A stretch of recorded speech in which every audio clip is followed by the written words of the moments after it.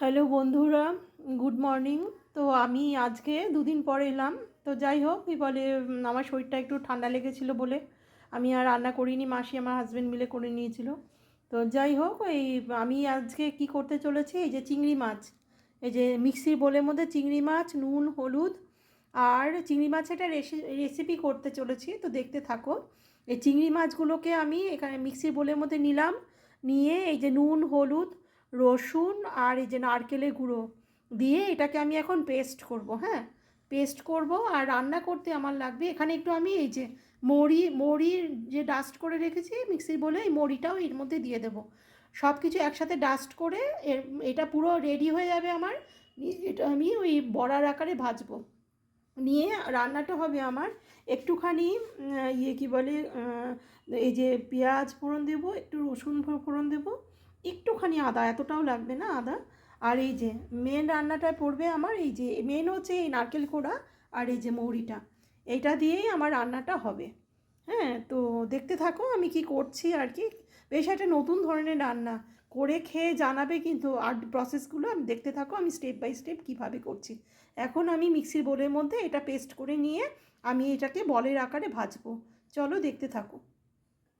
তো এই দেখো, আমার কিন্তু এই যে চিংড়িটা পেস্ট হয়ে গেল। হ্যাঁ, এবার এই যে দেখো কত টাইট টাইট করে করেছি। কিন্তু একটু দানা দানা পেঁয়াজ রসুনগুলো থাকলে কোনো অসুবিধে কিছু নেই।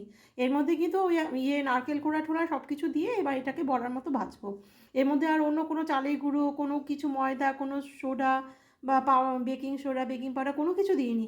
যা দেখালাম মিক্সি বলে সেটা দিয়েই পেস্ট করলাম, জল ছাড়া। একদম জল দেবে না, টাইট টাইট করে। হ্যাঁ, এবার এখানে নিয়েছি এই মিক্সি বোল, মানে এই বোলটা ধোয়া জলটা যেটা লেগেছিল গায়ে, ওই জলটা দিয়ে এখানে নারকেল কিছুটা নিয়ে নিয়েছি আর এইখানে চিনি নিয়ে নিয়েছি। এটাই গ্রেভি, ঠিক আছে। এই যে নারকেলের দুধটাও পাবো, নারকেলটাও পাবো, আর চিনি নিয়ে নিয়েছি।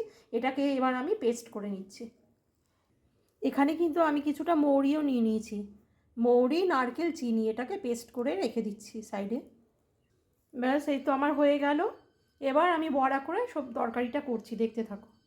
এর মধ্যে কোনো আলু ঠালু কিছুই পড়বে না, দেখতে থাকো।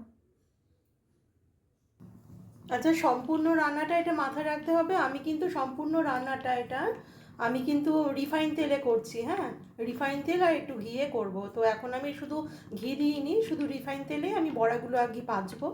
তো দেখতে থাকো। এটার যে অ্যাকচুয়ালি কী নাম দেওয়া যায় আমি জানি না, তোমরা নামটা আমাকে লিখে দিও কমেন্ট করে যে এটা কী নাম দেওয়া যায়।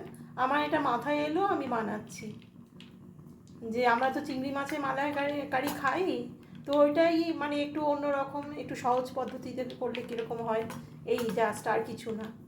তো ঠিক আছে, এটা চিংড়ি মাছে তো মালাইকারি নয়, আর একটু অন্যরকমও আছে।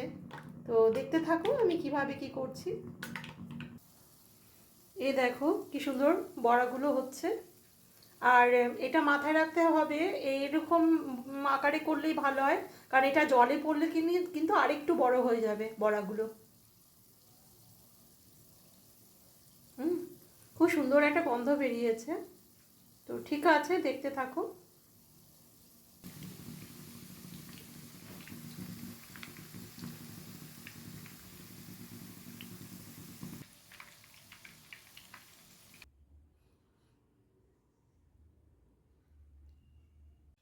চিংড়ি মাছের ধোকা তরকারি বানাচ্ছি। তো পুরো ডেসক্রিপশানটা আমার ইউটিউব সোমা ব্লগ চ্যানেলে দেওয়া আছে, দেখে নিও। থ্যাংক ইউ বন্ধুরা। তো এই দেখো, আমি এখানে ঘি দিয়ে নিয়েছি। হ্যাঁ, রিফাইন তেলটা কমিয়ে নিয়েছি এই যে বাটির মধ্যে, নিয়ে এখানে আমি ঘি দিয়ে দিয়েছি। ঘিয়ের মধ্যে আমি এখন পেঁয়াজগুলো ছেড়ে দেবো।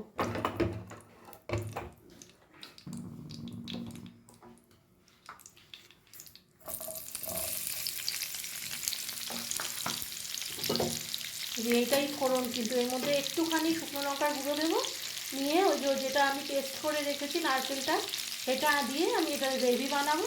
আর একটু নুন হলুদ দেবো, নিয়ে বড়াগুলো ছেড়ে দেবো। ব্যাস, এটাই আমার রান্না। নিয়ে একটু গরম মশলা পড়বে। ঠিক আছে, দেখতে থাকুন। এই তো আমি পেঁয়াজগুলো ভাজা হয়ে গেছে, নুন হলুদ আর একটু শুকনো লঙ্কা গুঁড়ো, এখানে একটু নারকেল কোড়াও দিয়ে দিলাম, নিয়ে ওই যে নারকেলটা যে পেস্ট করে রেখেছি ওটা এবার দেবো। এটা একটু নেড়ে চেড়ে ওটা দেবো। ব্যাস, নুন হলুদের আর কিছু পড়বে না। লাস্টে আমি একটু ঘি আর গরম মশলা দিয়ে নামিয়ে ফেলবো, দেখাচ্ছি। এই যে নারকেল কোড়াটা দিয়ে একটু আমার ভাজা ভাজা হয়ে গেছে। এবার ওই গ্রেভিটার জন্য এই যে আমি করে রেখেছি, যেটা দেখালাম নারকেলের দুধটা, এটা আমি দিয়ে দিচ্ছি। দিয়ে এটাকে এবার একটু নাড়বো, নেড়ে ছেড়ে একটু সুন্দর গন্ধ বেরোবে, তারপর আমি একটু জল দিয়ে বড়াগুলোকে ছেড়ে দেবো, চিংড়ি মাছের বড়াগুলোকে ছেড়ে দেবো। এই তো এগুলো নেড়ে চেড়ে নিলাম। এবার এটা একটু ভাজা ভাজা হলে, সুন্দর মিষ্টি গন্ধ বেরোলে, এবার আমি একটু ঝোল দিয়ে বড়াগুলোকে ছেড়ে দেবো।